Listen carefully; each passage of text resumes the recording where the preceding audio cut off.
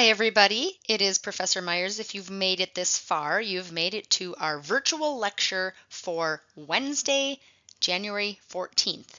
Again, I am at the NCAA convention out in Baltimore, so I'm not on campus, but these virtual lectures will serve in place of our class period for Wednesday and Friday of this week.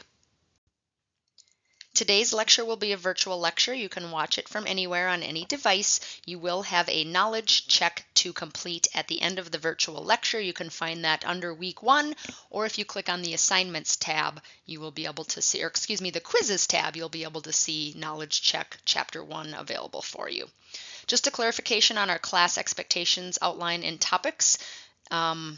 Will come up next, and then a reminder that we have assignment 1, your first assignment about drug use and opinions on drug use, that is due Sunday night already at 11:59 p.m.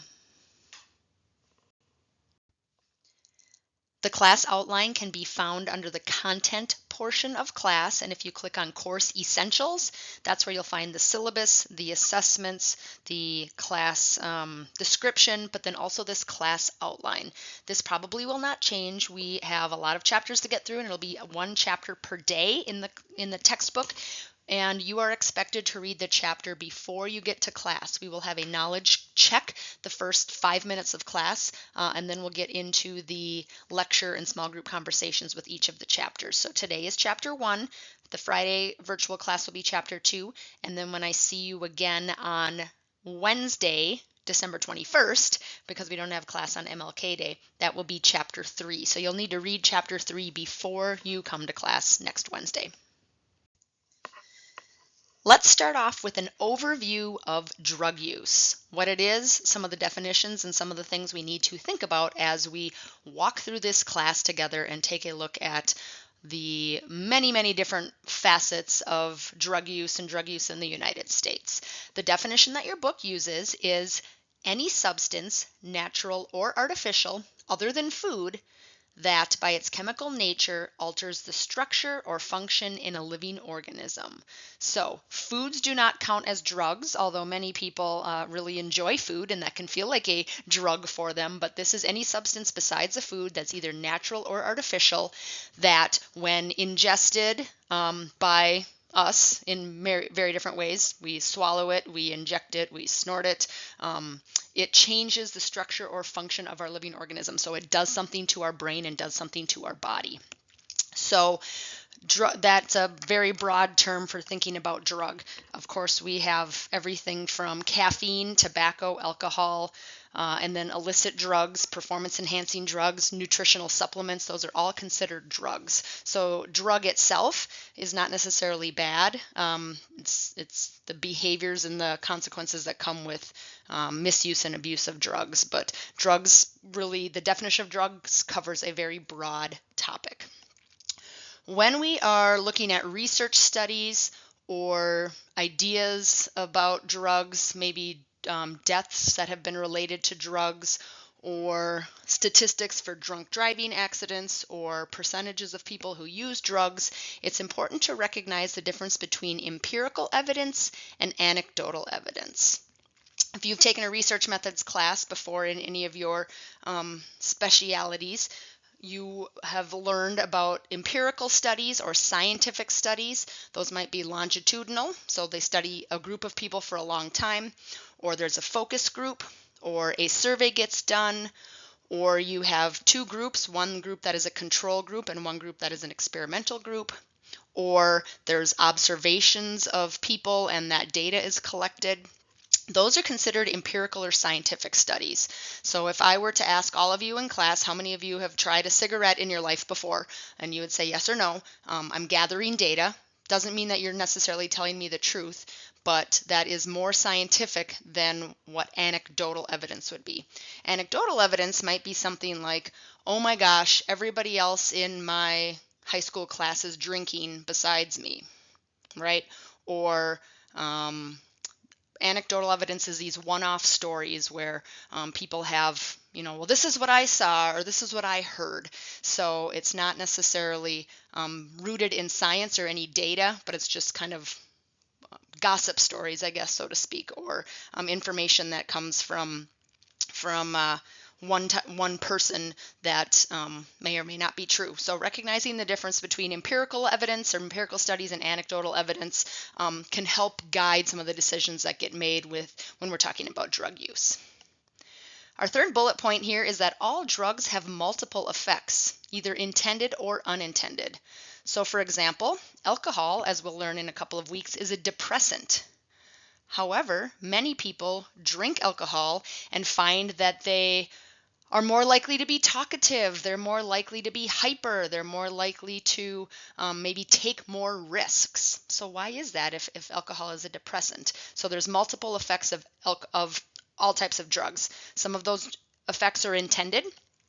People take the drug knowing that it's going to cause a certain feeling or behavior, but then there's also unintended consequences or unintended effects of the drugs as well.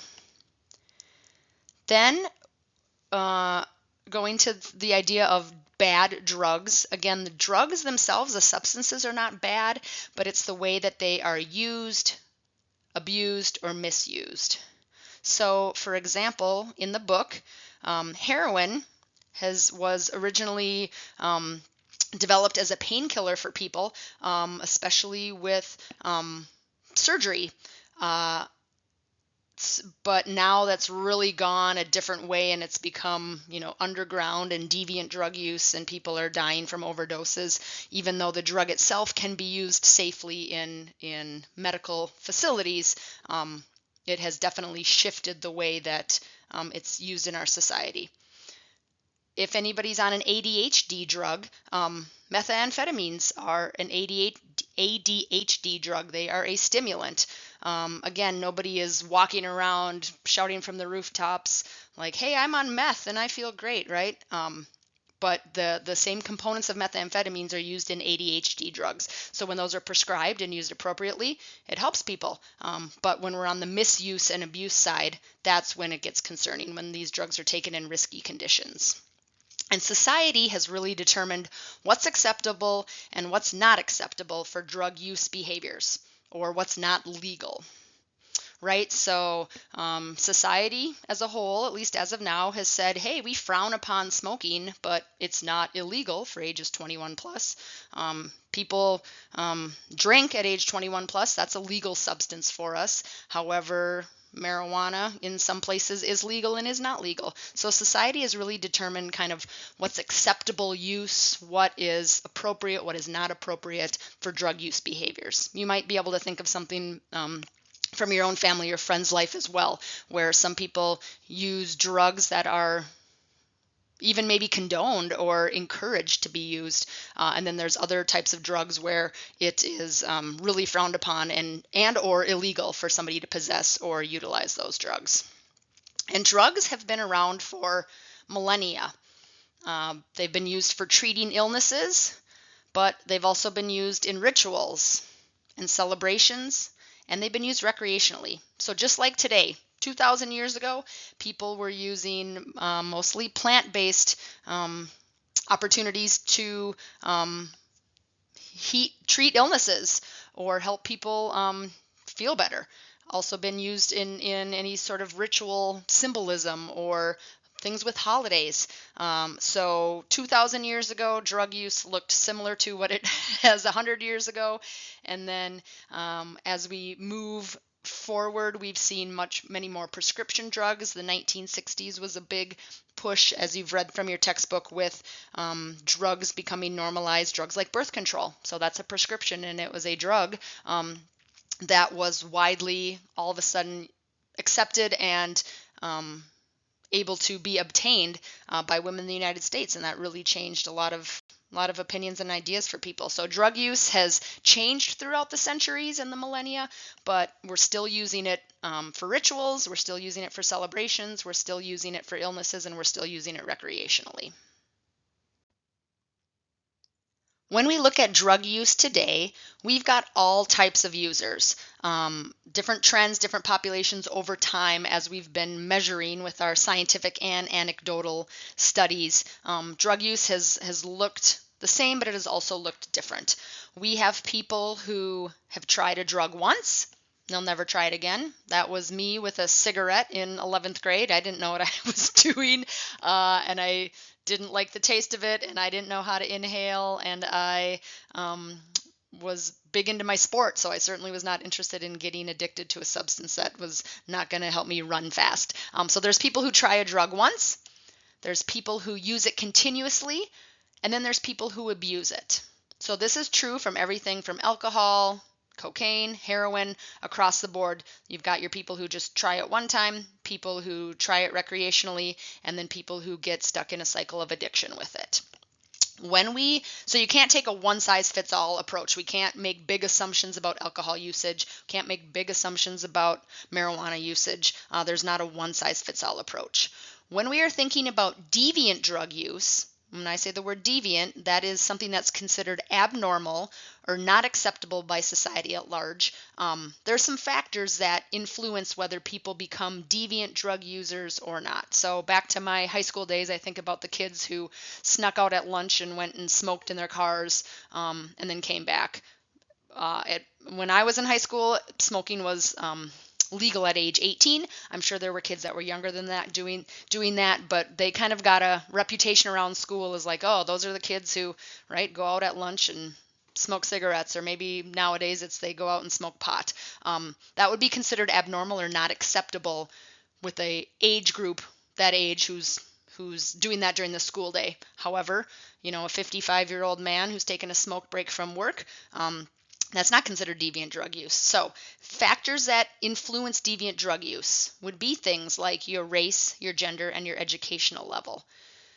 So people who have more education are going to be less likely to partake in deviant drug use behaviors. People who are female are going to be less likely to participate in deviant drug use behaviors. African Americans and Native Americans or indigenous people are more likely to suffer from drug abuse or deviant behaviors. Personality. So are you somebody who's easily convinced to try something or easily swayed to give something a try? That might be a factor. Genetics. There's a biological component for sure as well.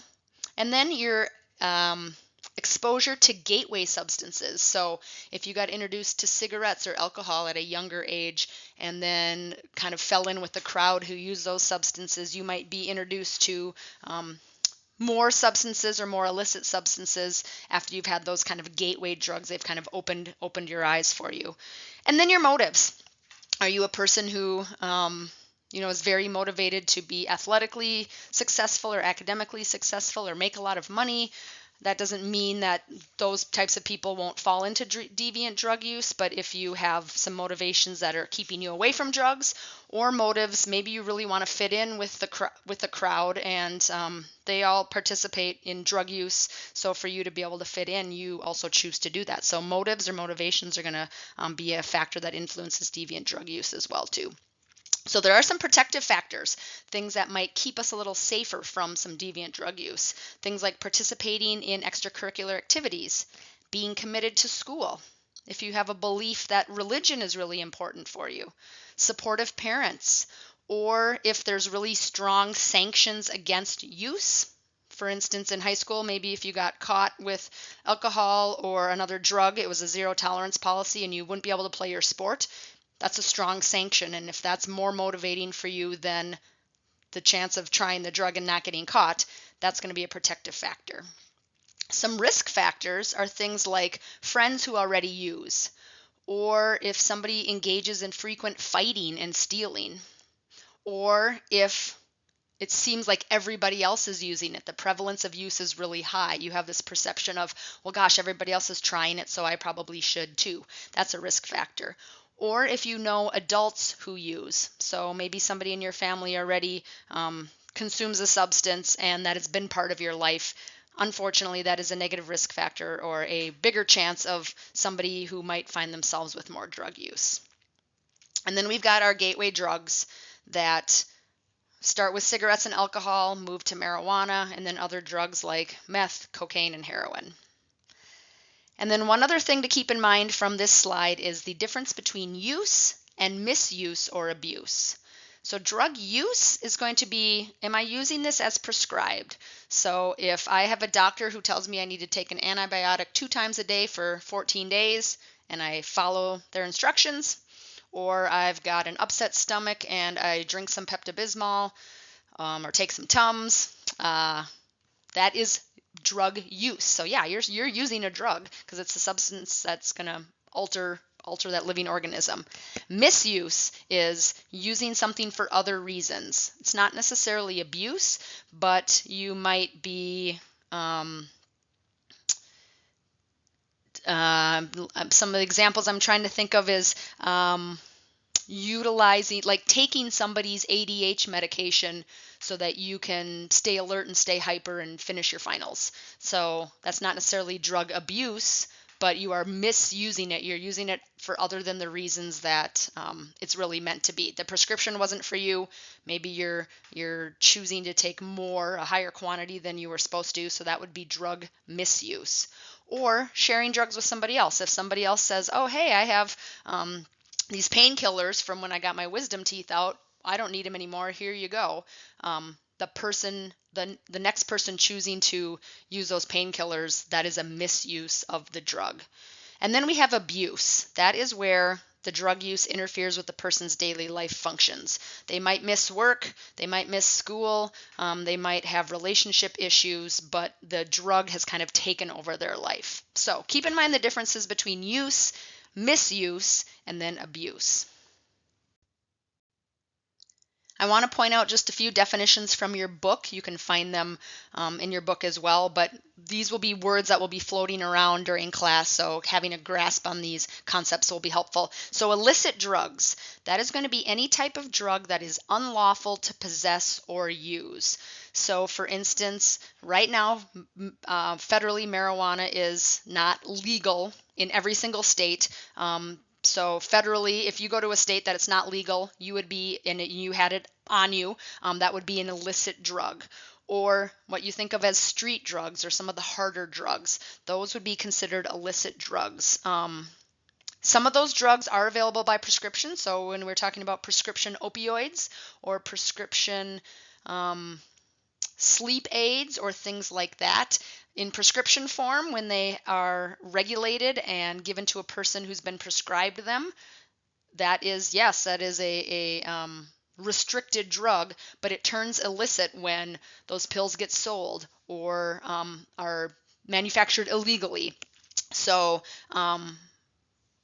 any type of drug that is against the law to possess is going to be considered an illicit drug. Deviant drug use, as mentioned earlier, is use that's not common within a social group and it's disapproved of by the majority.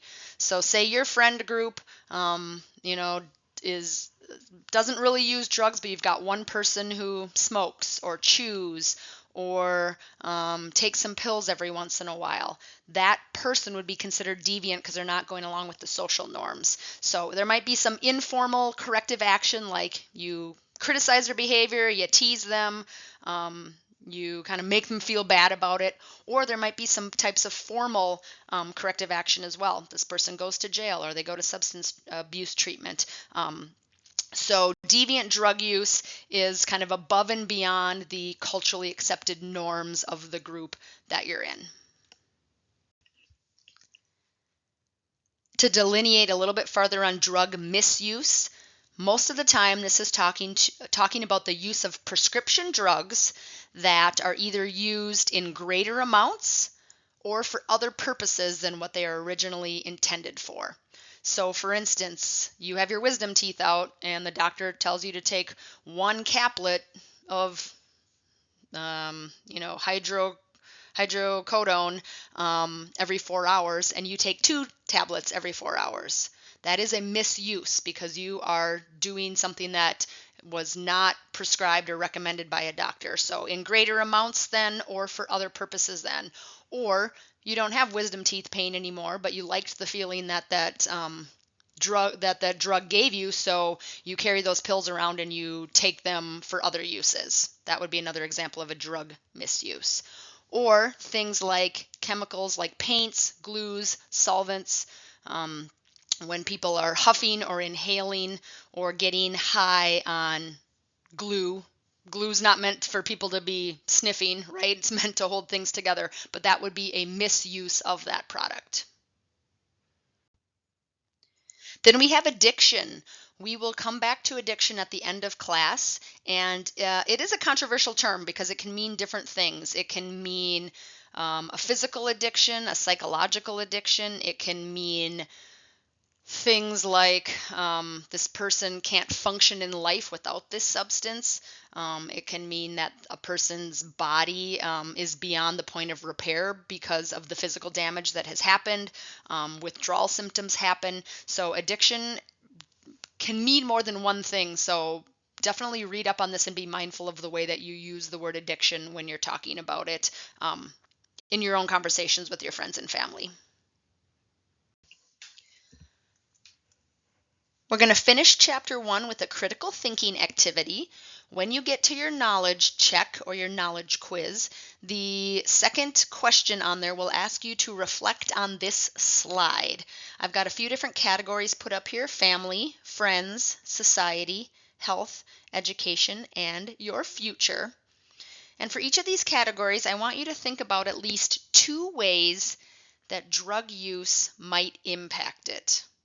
Now, it doesn't mean that it's going to impact it in a negative way. There might be a positive way, but I want you to think about, gosh, if I was a drug user or abuser, or a friend of mine was a drug user or abuser, how might these components of their life be affected? So I'll give just a couple examples to get you started, and then I want you to, just on a piece of paper, jot down a couple of ideas for each one of these categories. So for instance, family. There might be a loss of trust in your family, especially if somebody is lying about their drug use. So my mom struggled with alcohol use, and I'll be talking about her more in class. She has given me her permission to be able to share her story. But she would lie about her alcohol consumption. She would hide cans of beer. She would leave the house and go places for a while, and we didn't know where she was, and she'd lie about where she was. So that certainly was a loss of trust for our family because of her alcohol dependence and her alcohol abuse. So that's an example of how something that affected our family was a loss of trust. So you can think about the same thing for friends, society, your health, education, your future. Maybe an example for education would be if somebody gets into a unfortunate cycle of drug misuse and abuse in education, they might get poor grades and then they might have to drop out, right? So that might be a consequence of drug use with education. Or you might get suspended, or you might have to go to juvenile detention, and then that means you can't go to school. So there are certainly some actions and consequences that come along with all of these. Same thing for your future. If you continue with drug use and abuse, and that gets in the way of you holding down a job. If you don't have a job, you don't have money. If you don't have money, you might not have a home, right? So there's a lot of ramifications that come along with this. So brainstorm on each one of these categories and thinking about at least 2 ways that drug use can impact each of these categories. And then you'll be answering that question in your Chapter 1 knowledge quiz or knowledge check. Finally, a summary from Chapter 1. As a reminder, when we think about all different types of drug types, everything from alcohol to marijuana to heroin, meth, even things like caffeine and tobacco, there are people who will use it once and they'll never use it again. There are people who use drugs infrequently. There are people who use drugs frequently but in small amounts. And there are people who use drugs frequently and in greater amounts. So there's not a one-size-fits-all idea about drug use. The current rates of illicit drug use or illegal drug use and alcohol use are lower than they have been, so that's good news. They really peaked in the 1980s, and then we had our war on drugs, which we'll be talking about next week. But those numbers have dropped, or trends have dropped. Empirical studies have been able to demonstrate that current rates of drug and alcohol use are lower than they were previously. So that's exciting, something to celebrate. A typical progression of some gateway drugs start with cigarettes and alcohol. Those were the things that I was exposed to in high school. Then move on to marijuana, and then illicit drugs like meth, cocaine, and heroin. So just because you have exposure to a gateway drug doesn't automatically mean that you're going to move through into some more illicit or concerning drugs. But there is some evidence to show that earlier exposure to gateway drugs might